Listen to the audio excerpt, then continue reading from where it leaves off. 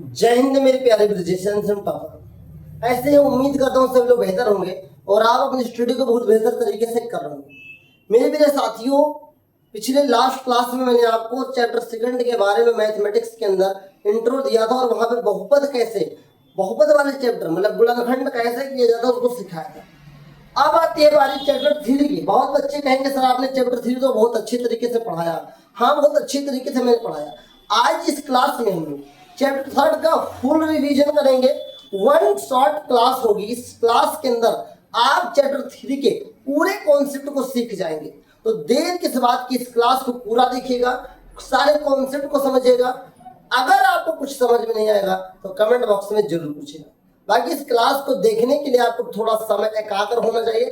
समय को नॉलेजेबल बनाने के लिए, समय को प्रॉफिटेबल बनाने के लिए आपको एकांत में बैठना चाहिए, एकांत में बैठना चाहिए। और शुरू करा जाए, शुरू करते हैं। आखिरकार मेरे प्यारे साथियों, चैप्टर 3 है क्या? चैप्टर 3 है कुछ नहीं। चैप्टर 3 को हिंदी में बोलते हैं मेरे प्यारे साथियों, दो चर वाले रैखिक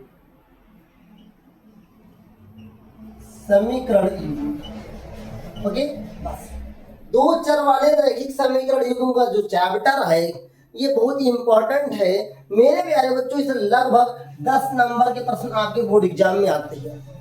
लगभग 10 नंबर के प्रश्न आपके बोर्ड एग्जाम में आते ही आते हैं और निश्चित जो मैं पढ़ा रहा हूँ आपके एग्जाम में आएगा जरूर। कि मेरे भाई ये दो चर वाले रैखिक समीकरण युग्म है क्या? इंग्लिश में क्या बोलेंगे? तो बोलेंगे साथियों लीनियर इक्वेशन पेयर इन टू वेरिएबल्स। आप कक्षा 9 में भी पढ़ चुके हैं रैखिक समीकरण युग्म। युग्म नहीं पढ़ा है आपने, रैखिक समीकरण पढ़ा है। आपने चर, दो चर वाले भी पढ़ा, एक चर वाले पढ़ा, लेकिन अब युग्म पढ़ेंगे। युग्म मतलब होता है जोड़ा। मेरे प्यारे साथियों क्या होता है जोड़ा? केवल हिंदी और इंग्लिश में ही अर्थ नहीं समझना है, मैथमेटिक्स में भी आपको अर्थ समझना है। जिस दिन आप मैथमेटिक्स में अर्थ को समझ जाएंगे, समझ लीजिए मैथमेटिक्स उस दिन आपके लिए आसान हो जाएगी। ओके, चर किसे कहते हैं मेरे प्यारे साथियों? थोड़ा बात यहाँ पर कर लेते हैं। बहुत सारे बच्चों को चर नहीं पता है, अचर नहीं पता है।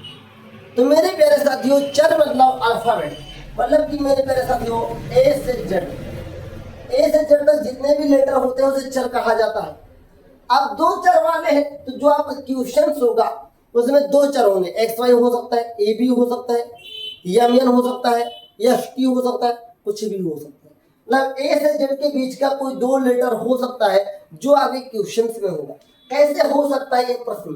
कैसे हो सकता है? उदाहरण के लिए, एग्जाम्पल के लिए देख सकते हैं आप। 2x + 3y = 10 और 6x + 9y = 14। ये दो इक्वेशन है आपके पास। यही आपका क्या है? यही क्वेश्चन है आपका दो चर वाले रैखिक समीकरण युग्म। युग्म मतलब जोड़ा। जो आपका क्वेश्चन होगा वो जोड़े में आएगा, सब समीकरण बन के उसको आपको हल करना है। तो मेरे प्यारे साथियों को कैसे हल करेंगे? सबसे पहले इसलिए हमको पढ़ना होगा जो रैखिक समीकरण युग्म है, जो है सॉल्यूशंस कैसे होंगे, कितने सॉल्यूशंस होंगे ये आपको पता करना होगा। कैसे पता करेंगे? तो आइए फार्मूला क्रिएट करते हैं। अगर हम a1/a2 निकाले बराबर नहीं है b1/b2 के, इसे बोलेंगे मेरे प्यारे साथियों प्रतिच्छेद। क्या बोलेंगे? प्रतिच्छेद। आइए आपको प्रतिच्छेद भी देखने को मिलेगा, तो कोई दिक्कत नहीं। प्रतिच्छेद रैखिक समीकरण, प्रतिच्छेद रेखा। अच्छा, जब प्रतिच्छेद रेखा है तो इसके केवल एक हल होंगे, केवल एक हल। ये कहाँ कहाँ पूछा गया है? ये ऑब्जेक्टिव सवाल में पूछा गया है। ऑब्जेक्टिव या सब्जेक्टिव सवाल में भी 2 नंबर वाले प्रश्नों में भी आ गया है कि निम्नलिखित में से किसके कितने हल होंगे, ये पूछा गया है। अगर हमने निकाला a1/a2 बराबर b1/b2 बराबर c1/c2, तो मेरे प्यारे साथियों अगर ये तीनों बराबर है इसे बोलते हैं संपाती। क्या बोलते हैं? संपाती। संपाती होगा तो अनेक हल होंगे। क्या होंगे? अनेक हल होंगे मेरे प्यारे बच्चों। एंड अभी आप चाहे हिंदी मीडियम को इंग्लिश मीडियम इसको समझ लीजिए, सारी चीजें आपको समझाऊंगा ना, बेफिक्र रहिए। ओके, अब a1/a2 बराबर है b1/b2 के, बट बराबर नहीं है c1/c2 के। इसे बोलते हैं समांतर और समांतर का कोई हल नहीं होता, कोई हल नहीं। और केवल एक हल को अद्वितीय हल भी बोलते हैं। इंग्लिश में only one solution, infinitive solution, not any solution. Okay, English में intersecting line, consecutive line, coincident line, parallel line. Okay, अब अगर कोई रैखिक समीकरण पदछेद है या संपाती है तो संगत होगा। क्या होगा मेरे प्यारे साथियों? संगत होगा। और अगर समांतर है तो मेरे प्यारे बच्चों क्या होगा? असंगत होगा। इसे बोलते हैं कोंसिस्टेंट, इसे बोलते हैं इनकोंसिस्टेंट। कोंसिस्टेंट है, कोंसिस्टेंट नहीं। कोंसिस्टेंट जब बोलेंगे तो संपाती हो जाएगा।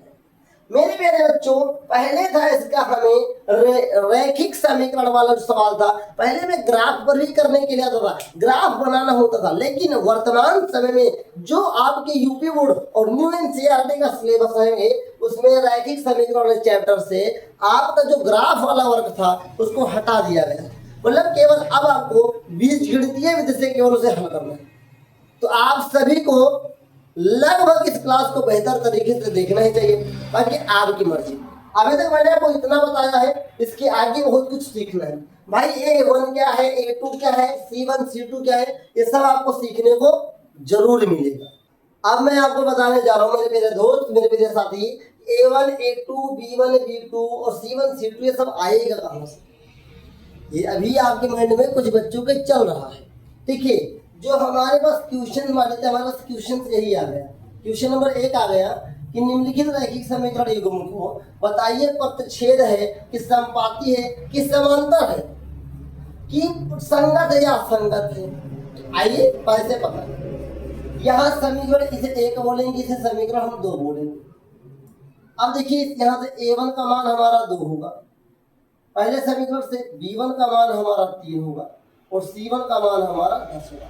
A B C से माना गया। ऐसे ही A2 का मान 6 होगा, B2 का मान हमारा 9 होगा और C2 का मान हमारा 14। देन इसके बाद हमें क्या निकालना होगा? हमें निकालना A1 अपान A2 पहले निकालना है। A1 का मान 2, A2 का मान 6। ओके, फिर हमें निकालना है B1 अपान B2 का मान, B1 का मान 3, B2 का मान 9, फिर C1 का मान, C2 का मान 10/14। 2 1 कम 2, 2 3 6, 1/3। 3 1 कम 3, 3 3 9, 1/3। अब ये कटेगा, 2 पंचे 10, 2 सत्ते 14, 5/7 है। आपने क्या देखा? आपने ये देखा कि यहाँ पर 1/3 का मान आया, यहाँ पर 1/3 आया, यहाँ पर भी 5/7 है। आपने देखा क्या कि A1 अपान A2 बराबर है, लेकिन B1 अपान B2 भी बराबर है, लेकिन C1 अपान C2 कोई सेम है नहीं। तो लिखेंगे यहाँ पर A1 अपान A2 बराबर है B1 अपान B2 बराबर नहीं है C1 अपान C2। अब बताओ जी, A1 अपान A2 बराबर है B1 अपान B2 बराबर नहीं है C1 अपान C2, क्या होगा? समांतर होगा। क्या होगा मेरे प्यारे बच्चों? समांतर होगा। है क्या है? इसलिए यह रैखिक समीकरण युग्म समांतर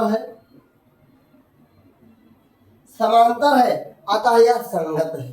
समांतर और संगत है या असंगत है? असंगत है। कितने हल होंगे? कोई हल नहीं होगा। ओके, तो पैरेलल वाला जब आता है तो कोई हल नहीं होता है और ये असंगत होता है। उम्मीद करता हूँ A1 B1 C1 निकालना आप सीखे होंगे। बाकी इसके सारे क्वेश्चंस के प्रैक्टिस करने के लिए एनसीईआरटी का फुल ट्यूटोरियल क्लास मैंने आपको ऑलरेडी दे दिया है। अगर आपने अभी तक नहीं देखा है, चैनल पे जाइए, प्लेलिस्ट पे क्लिक करिए और मैथ की प्लेलिस्ट को विजिट करिए, सारी वीडियोज को देख डालिए, आपका मैथ तैयार हो जाएगा। ओके, तो अभी तक मैंने आपको सिखाया संगत, असंगत, पदछेद, संपाती, समांतर कैसे निकाला जाता है। क्या आप सभी लोग तैयार हैं?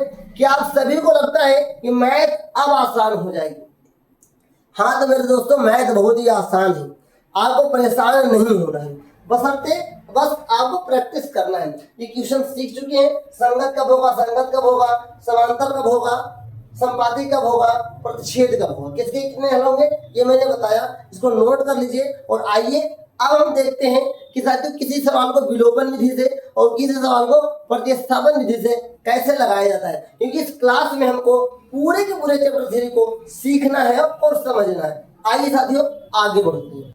आइए मेरे प्यारे विद्यार्थियों, मेरे प्यारे दोस्त, मेरे प्यारे साथी, अब हम लोग सीखने जा रहे हैं इस विधि का नाम है प्रतिस्थापन विधि। इंग्लिश में बोलते हैं सब्स्टिट्यूशन मेथड। प्रतिस्थापन विधि, प्रतिस्थापन विधि इंग्लिश में क्या बोलेंगे मेरे प्यारे साथियों, सब्स्टिट्यूशन मेथड बोलते हैं। बहुत ही आसान तरीके से लगाऊंगा, आपके सामने लगाऊंगा और जो स्टेप बताऊंगा केवल आप उस स्टेप को फॉलो करते जाएंगे, सवाल आपको समझ में आने लगेगा। आइए समझते हैं कैसे हल करना है।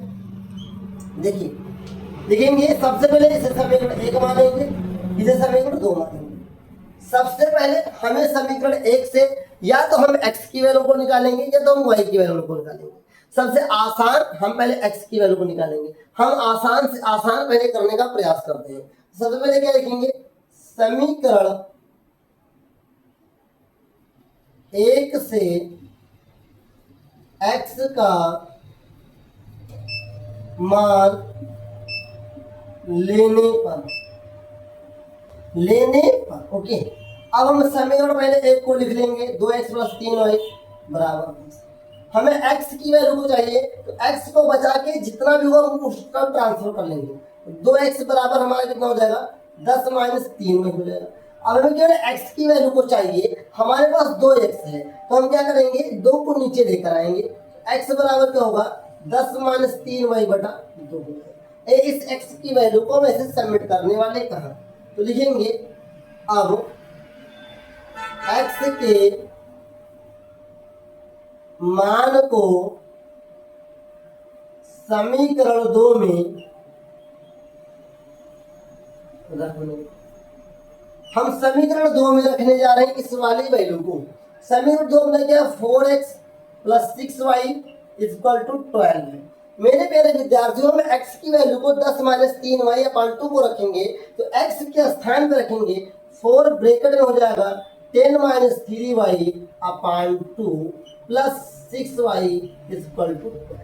हम इसको लाइन खींचेंगे और इसको यहाँ ट्रांसफर करेंगे। ओके, अब हम क्या करेंगे, इसको मल्टीप्लाई करेंगे, 4 × 10 = 14 -4 × 3 = 12। अब इस 2 से हम यहाँ भी मल्टीप्लाई करेंगे, यहाँ भी मल्टी करेंगे तो 6 × 2 = 12, कितना होगा, 6 × 2 = 12 + 12। अब 12 × 2 = 24, कितना होगा, 12 × 2 = 24। अब ध्यान से देखिए मेरे प्यारे बच्चों, कुछ ऐसी स्थिति बन चुकी है, यहाँ अपना 12 से 12 हो जाएगा कैंसिल। जब 12 से 12 कैंसिल हो जाएगा तो यहाँ बचेगा क्या, यहाँ आपके पास बचेगा जो ये 40 है और जो ये 24 है। अब इस प्रकार की जब स्थिति आ जाए जब किस वेरिएबल्स बचे ही ना, तो वहां पर क्या लिखेंगे, मैं इस प्रकार का भी सवाल लगाऊंगा, उस प्रकार का भी सवाल लगाऊंगा। तो तब क्या करेंगे, जब हमारे पास कोई ऐसी कंडीशन आ जाए जब हमारे पास वेरिएबल्स ना बचे, तब क्या करेंगे, सीधे लिख देंगे अतः y के मान का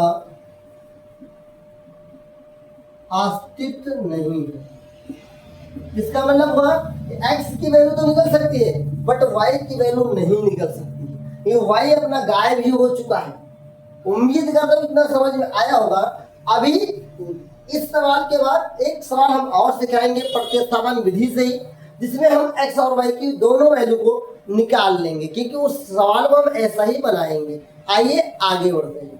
आइए मेरे प्यारे विद्यार्थियों, अब हम सीखने जा रहे हैं एक ऐसे प्रश्न को जो आपका फ्रैक्शन में होगा और इसे हमें सब्स्टिट्यूशन मेथड अर्थात प्रतिस्थापन विधि से हल करना होगा। तो कैसे करेंगे देखिए ध्यान से, बहुत ही आसान प्रश्न। कैसे, जब आपका फ्रैक्शन हो तो आप इसे सिंपल वे में लेकर जाए, इसको क्रॉस मल्टीप्लाई में करें, 3 × 3 = 9x हो जाएगा, -5 × 2 = 10y हो जाएगा, 3 × 2 = 6, 3 × 2 = 12 हो जाएगा। ओके, इक्वेशन फर्स्ट हो गया। दूसरा इक्वेशन, यहाँ पे 2 × 2x, 3 × 3y, यहाँ 6 = 13/6, ये 6 से 6 कैंसिल हो जाएगा, तो यहाँ लिखेंगे 2x + 3y = 13। ये आपका इक्वेशन सेकंड है। तो समीकरण 1 और समीकरण 2 आपके पास हो चुका है। अब हम क्या लिखेंगे, आप सभी को पता चल गया होगा, लिखेंगे समीकरण 1 से क्या, समीकरण 1 से x का मान लेने पर, जब x की वैल्यू को लेंगे तो हमारे पास क्या है, हमारे पास 9x minus 10y equal to 12 है। तो हम x की वैल्यू को लेने के लिए उधर लेकर जाएंगे, प्लस हो जाएगा, तो 9x बराबर 12 प्लस 10y। अब हम 9 को नीचे लेकर आएंगे तो x बराबर क्या होगा, 12 प्लस 10y अपान 9। ये आपकी x की वैल्यू हो गई। अब हम क्या करेंगे, इस x की वैल्यू को समीकरण 2 में पुट करेंगे। तो यहाँ लिख देंगे साथियों, अब x के मान को समीकरण 2 में रखने पर, जो जो हिंदी जहां मैं लिख रहा हूं वो हिंदी वहीं लिखनी है, एक भी एक्स्ट्राबाजी विषय मत करिएगा, सवाल आपको बड़ा इजी लगेगा। अब समीकरण 2 आपके पास क्या है, 2x plus 3y equal to 13, और x की वैल्यू को यहाँ पुट करेंगे, 2 ब्रैकेट में 12 प्लस 10y अपान 9 प्लस 3y इक्वल टू 13, 12 दूना 24, 2 दाम में 20y, इसको 9 से आप क्या करेंगे, 9 से 27, 9 से 27। ओके गाइस, कुछ गलत तो नहीं हो रहा जी, कुछ गलत तो नहीं हो रहा है क्वेश्चंस में, क्वेश्चंस में कुछ गलत तो नहीं हो रहा है। अगर गलत होगा तो क्वेश्चंस बहुत ही सारा गलत हो सकता। हाँ, थोड़ी सी गलती हो रही है क्वेश्चंस में, ये माइनस में रहेगा, यहाँ के बुक में माइनस में है, यहाँ माइनस, तो यहाँ भी आपका क्या होगा, ये माइनस हो जाएगा। ओके, जब ये माइनस तो यहाँ माइनस, यहाँ माइनस हो जाएगा। ओके, सारा चीज क्लियर हो गए, क्लियर होना भी बहुत जरूरी है मेरे प्यारे विद्यार्थी। चलिए, अब 9 से 27 और 13 नवैया होता है 117। अब हम नंबर को नंबर क्यों लेकर जाएंगे, तो मेरे प्यारे बच्चों 24 उधर जाएगा, तो ये 20 27 ये हो जाएगा 47, कितना हो जाएगा 47, 117 प्लस 24 हो जाएगा। अब हम नंबर को नंबर की तरफ भेज के दोनों नंबर को ऐड कर लेंगे, तो 47y, जब हम 117 में 24 को जोड़ेंगे तो 141 आने वाला है। कितना आने वाला है, 141, 7 4 11 हाथ लगेगा 1, और 11 2 13 1 14 हो जाएगा। 47 से कम 47, 47 तीन होते हैं मेरे मेरे बच्चों 141, 47 के पहाड़े में 3 बार में 141 आएगा, तो y की वैल्यू कितनी आ गई 3, y की वैल्यू कितनी आ गई 3। अब इस y की वैल्यू को समीकरण 1 में पुट करेंगे, कितना, समीकरण 1 में पुट करेंगे, यहाँ लिखेंगे y के मान को समीकरण 1 में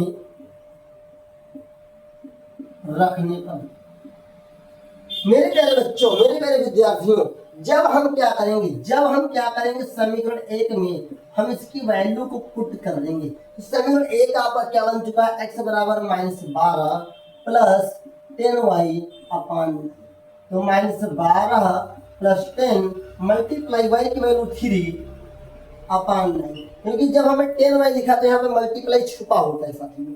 अब क्या होगा, -12 3 दाम में 30 अपान 9, तो होगा 30 में से 12 जाएगा तो 18 बचेगा, नीचे 9, 9 एकम 9, 9 दूनी 18, x की वैल्यू कितनी है 2।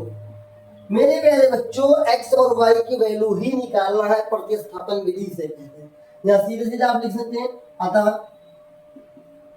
x बराबर 2 y बराबर 3, ये आपकी वैल्यू, ये आपका आंसर। उम्मीद करता हूँ ये आपको समझ में आया होगा। कोई डाउट है कमेंट बॉक्स में जरूर बताएं, उसका निवारण मैं जरूर करूंगा बहुत ही आसान तरीके से। अगर कैलकुलेशन में आपसे गलती होगी, सवाल पूरा का पूरा गलत हो जाएगा, इसलिए मेरा निवेदन आपसे होगा कि कैलकुलेशन में गलती ना करें। ये था प्रतिस्थापन के मैंने 2 सवाल लगवाया। अब मैं एक सवाल आपको लगाता हूँ विलोपन विधि का।